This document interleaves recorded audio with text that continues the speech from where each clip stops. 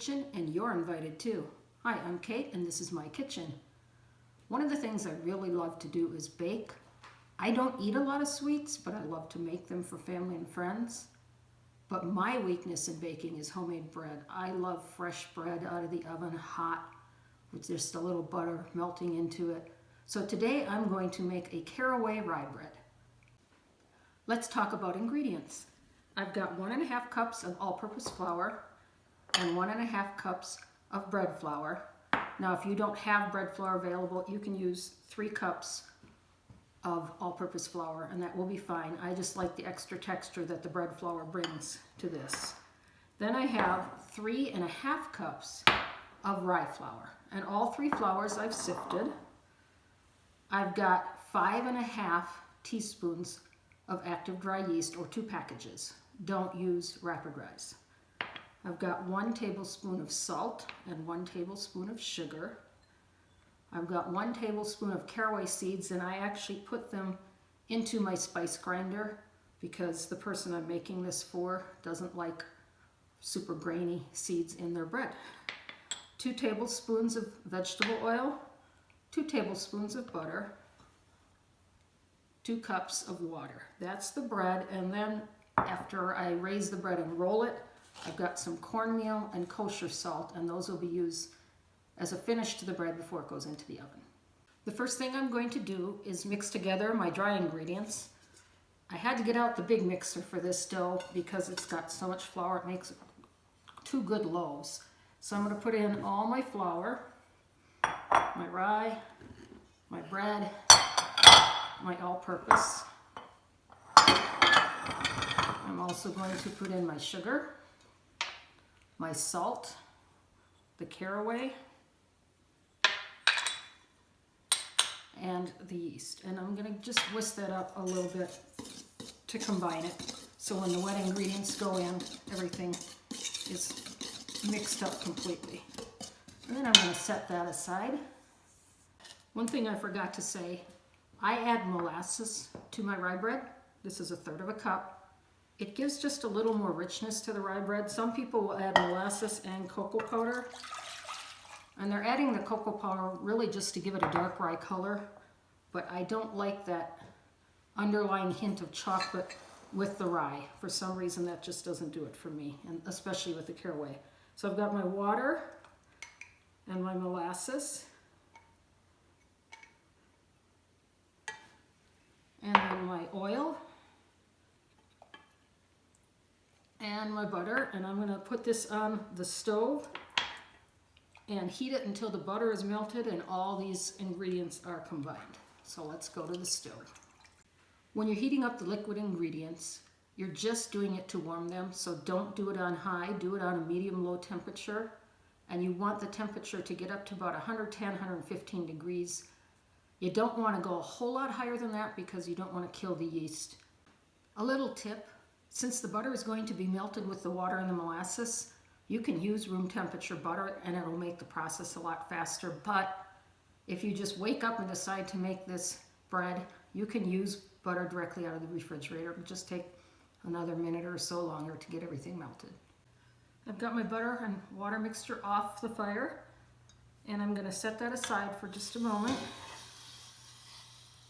I've taken about half of the flour mixture out of the mixing bowl because I'm going to make a starter, meaning a very loose mixture of the flour and the liquids. So I'm going to temp this butter mixture just to make sure it's not too hot. I don't want to kill my yeast.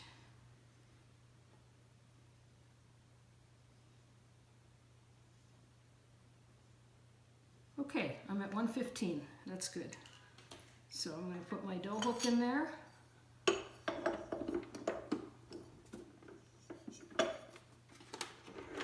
I'm going to get this mixing on low and stream in my liquids.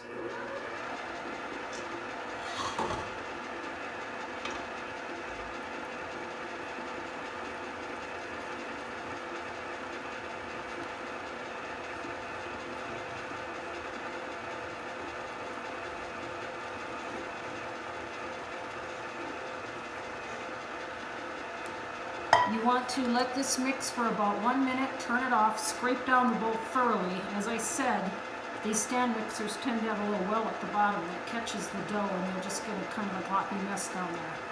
So 1 minute, stop, scrape it up, and then another minute. It's been about a minute, so I'm going to scrape it down. You can see not all the flour is incorporated. Plus I want to dig up anything from the bottom. See, getting a lot of flour up from the bottom. And then we're going to go another minute.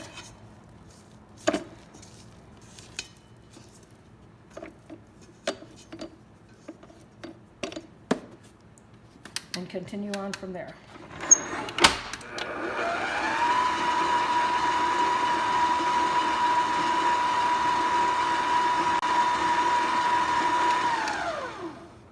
Now I'm going to start adding the remainder of the flour mixture a little at a time.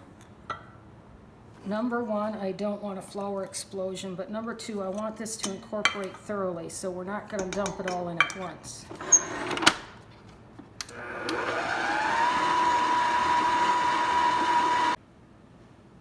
I'm adding the last of my flour. Now, as I've said before, I live in Nevada.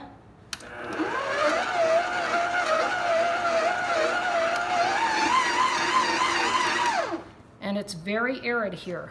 Flour is drier here than, say, when I used to live in Wisconsin. So I always have a little water on hand in case this needs a little bit extra moisture.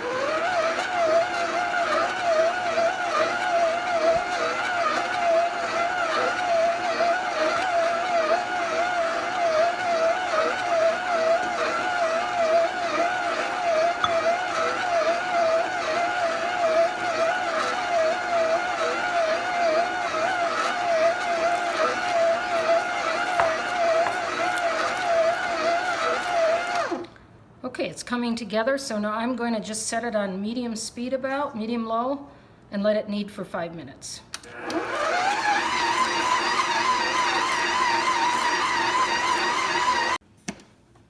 I just want to show you what's going on. It's been about 2 minutes, and what was a shaggy dough and very sticky is already coming together beautifully. 3 more minutes to go. Dough has kneaded for 5 minutes. I'm going to get it out of the bowl.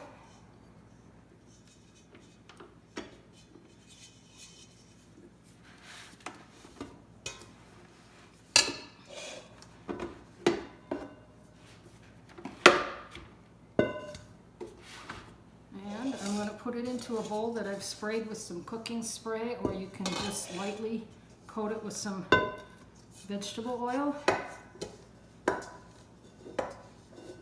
It's a little sticky at the bottom, but that's okay. This is a beautiful dough. And I'm going to shape it in a ball. It's quite heavy because it's a big batch. Yeah, I've got a little bit left down in the bottom here. Okay, so kind of pinch that all together at the bottom. And then I'm going to face down in the bowl first so the top gets greased, and then flip it over. And there we have it. I'm going to cover that. I'm going to let it raise for about 20 minutes, and then we will go on with the baking. My dough has risen. You can see it's almost doubled in size. You will find that rye flour, because it doesn't have the gluten that wheat flour has, that kind of bread dough is not going to rise as much, but it did very well. I'm going to lay down a little bit of flour here. I'm going to take the dough, turn it out onto the flour, and punch it down to get the air out of it. Ooh, beautiful. It smells really good. More of a deep, dark flavor from the rye, but also from the molasses and the caraway. And most people don't realize that it's really the caraway that gives us that rye flavor that we're expecting. I'm going to divide this into 4 pieces. I'm going to make 4 small loaves.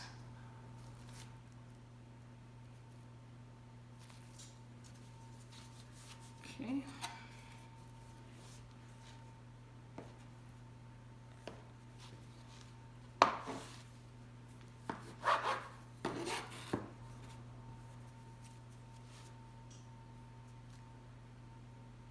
So I need about 14 ounces for each loaf. Okay.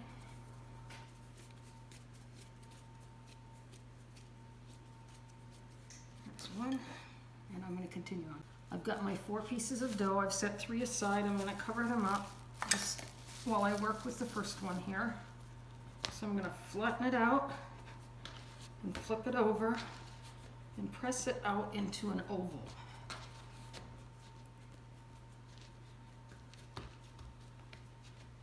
The longer I can make the oval, the longer the bread will be. If I make a short, fat oval, I'll get a short, fat loaf.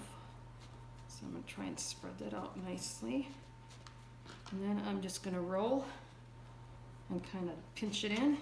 Roll, pinch it in. This time I'm going to tuck my ends in. Roll, pinch it in. And then this last one, I'm going to drive it down with my heel, get that a real good seal, and pinch that as well. Then I'm going to turn the ends under and pinch those in. And I've got a baking tray lined with parchment and then lined with cornmeal. I'm going to do this Jewish deli style. Normally you just see it put underneath. It also helps the bread come off. But I'm actually going to give it the cornmeal treatment completely. All right, so there's one, 3 to go. I've got my 4 beautiful loaves. I'm going to slash them with, it's called a lame, but if you don't have it, a good paring knife will do it. Don't dig down. You want to slash across the top to get that characteristic look that you see on artisan breads. Be careful, this is very sharp.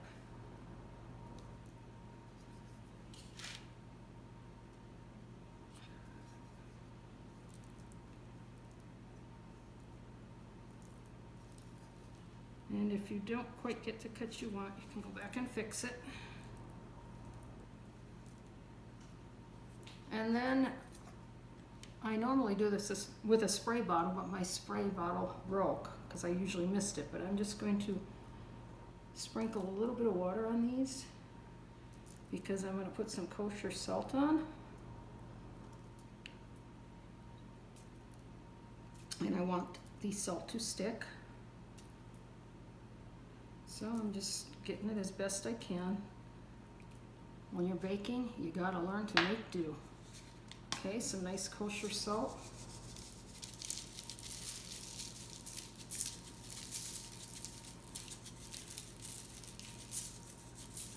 And this will give you that great bite when it comes out of the oven. Got the hot bread, the melting butter, and the salt. It's gonna be fantastic. I'm going to cover these and let them raise for 45 minutes to an hour till they're about double in size, and then it's time to bake them. The rye bread ready to go into the oven. You can see how well the little slits have opened up, and you're going to get that characteristic look on your bread.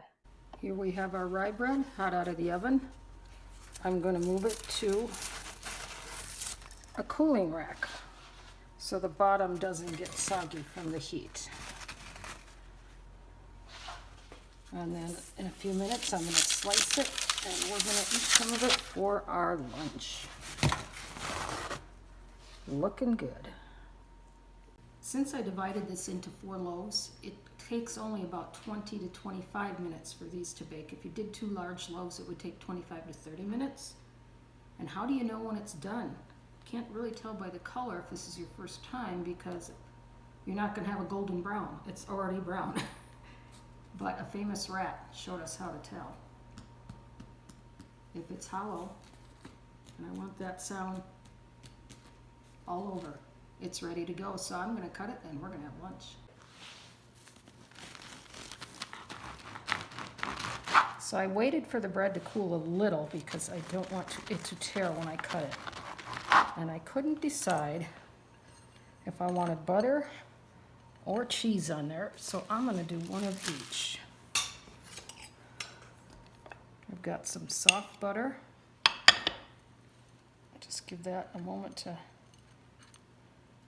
melt in. Maybe a little more than I needed, but it's a small piece. And on the other one, I've got some white Irish cheddar, and I'm just going to put a piece of that on, part of a piece, and the heat will let it melt a little bit. Here's lunch, and I decided I might need an extra piece of the bread so I can dunk it in this tomato basil soup. Hope you enjoy this recipe.